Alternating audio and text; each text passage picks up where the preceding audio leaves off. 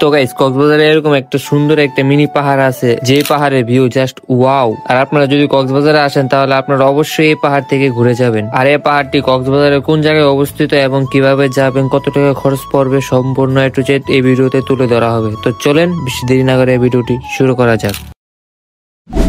তো গাইস, আমরা এই হোটেলে ছিলাম 2 দিন। এই 2 দিনে কক্সবাজারের বিভিন্ন জায়গায় ঘুরলাম। তো আজকে আমাদের শেষ দিন। আজকে আমরা ঘুরবো হিমছড়ি পাহাড় এবং আপনাদেরকেও দেখাবো যে পাহাড়ের সৌন্দর্যগুলা। আর হোটেল থেকে বের হওয়ার পর বাইরের ভিউ গুলা দেন, কত সুন্দর একটা ভিউ। আর এখানে যত বড় বড় বিল্ডিং দেখতেছেন সবগুলাই হোটেল। তো আপনারা মেইন রোডে আসার পর সিএনজি বা অটো বা যে কোনো গাড়ি থেকে আপনারা দামাদামি করে নেবেন। আমার মনে হয় এখানে ভাড়াটা একটু বেশি। আপনারা যদি ডলফিন মোড় থেকে যান তাহলে ভাড়াটা একটু কম রাখতে পারে। তো আমরা 4 জন ছিলাম, আমরা 4 জন ডলফিন মোড় থেকে দামাদামি করে 200 টাকার মধ্যে নিয়ে নিলাম, জন প্রতি 50 টাকা। আমরা যাব মোড়ের বাম সাইড দিয়ে। এখান দিয়ে সরাসরি যাওয়া যায় না, যাইতে হইলে একটু সামনে থেকে ঘুরে যাইতে হইব। আর এই তো এই জায়গাটা দেখছেন, কত সুন্দর একটা জায়গা। এখান থেকে পুরো সমুদ্র সৈকতটা দেখা যায়। আর এই ডলফিন মোড় থেকে হিমছড়ি পাহাড়ে যাইতে প্রায় 20 থেকে 25 মিনিটের মতো সময় লাগতে পারে।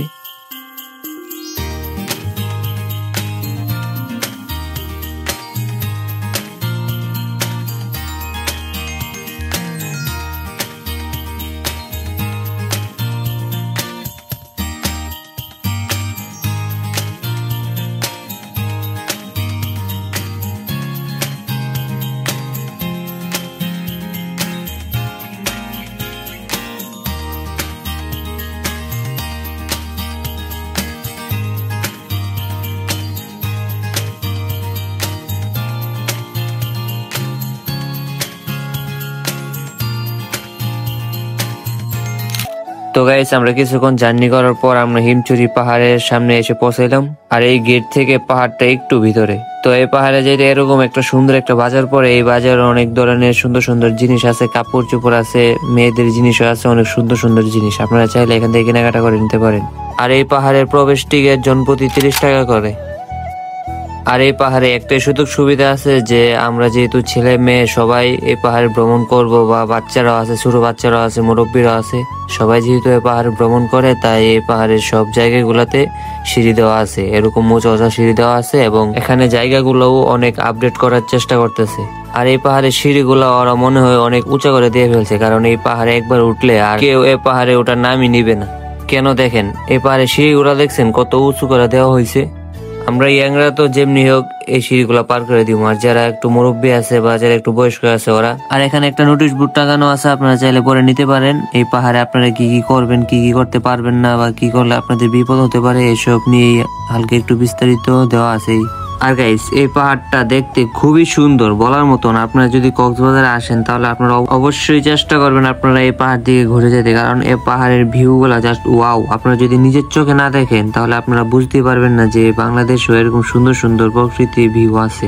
আর গাইস, আমি ভিডিওতে যতটুকু দেখাতে পারি ততটুকু আপনাদেরকে দেখানোর চেষ্টা করতেছি। আর যদি আপনারা আসেন তাহলে তো আপনারা এরকম সুন্দর ভিউ দেখতেই পারবেন।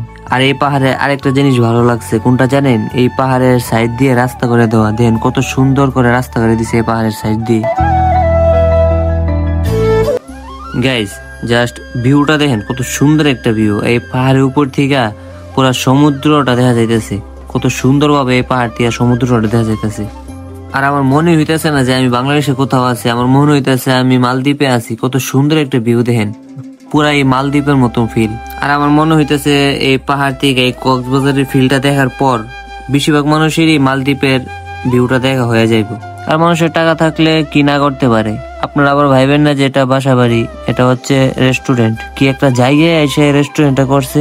তো গাইস, এই পাহাড় নিয়ে এবং এই সমুদ্র নিয়ে আমার আর বলার কিছু নাই। যারা যারা এই কক্সবাজারে আসছেন, এই পাহাড়ে অবশ্যই তো আসছেন, তো যারা যারা এরকম প্রকৃতি ভিউ গুলা দেখছেন তারাই বুঝতে পারবেন আসল মজা। তো গাইস, আমাদের এখন পাহাড় ঘোরা শেষ। এখন আমরা একটু সমুদ্র সৈকত থেকে ঘুরবো, তারপর আমরা এই দুপুরেই আমরা বাসে রওনা দেব ঢাকার উদ্দেশ্যে। তো কক্সবাজার থেকে ঢাকা বাসের টিকিট কত টাকা এই ভিডিওতে দেখানো হবে, তো এই ভিডিওটি না টেনে সম্পূর্ণ দেখুন। আর পাহাড় থেকে নেমে হাতে বাম সাইড দিয়ে একটা রাস্তা গেছে, ওই রাস্তা ধরে হালকা একটু সামনে এই ছোট একটি ঝর্ণা আছে, আপনারা চাইলে ওই ঝর্ণা থেকে ঘুরে যেতে পারেন। আর এসব ঝর্ণাতে তো এত একটা পানি থাকে না, যখন মেঘ বৃষ্টি হয় তখনই পানিটা একটু বেশি থাকে, আর না হয় পানিটা অল্পই থাকে।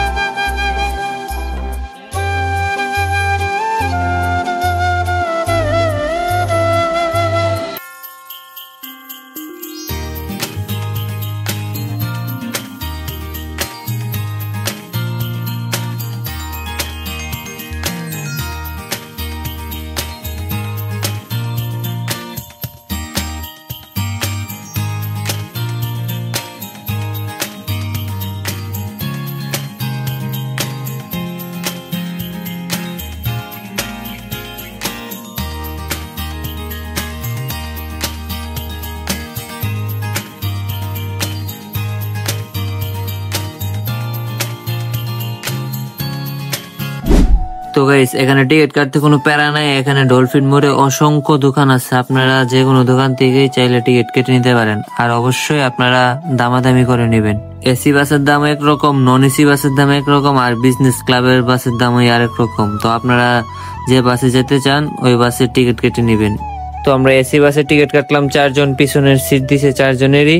আমাদের মোট টিকিট খরচ 3200 টাকা, জনপ্রতি 800 টাকা করে।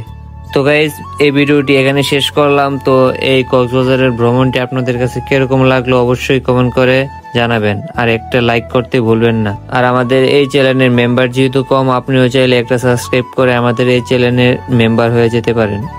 আর গাইজ আপনারা আগামীতে কোন জায়গার ভিডিও চান কমেন্ট বক্সে জানাবেন। আল্লাহ হাফেজ, সবাই ভালো থাকবেন, বাই।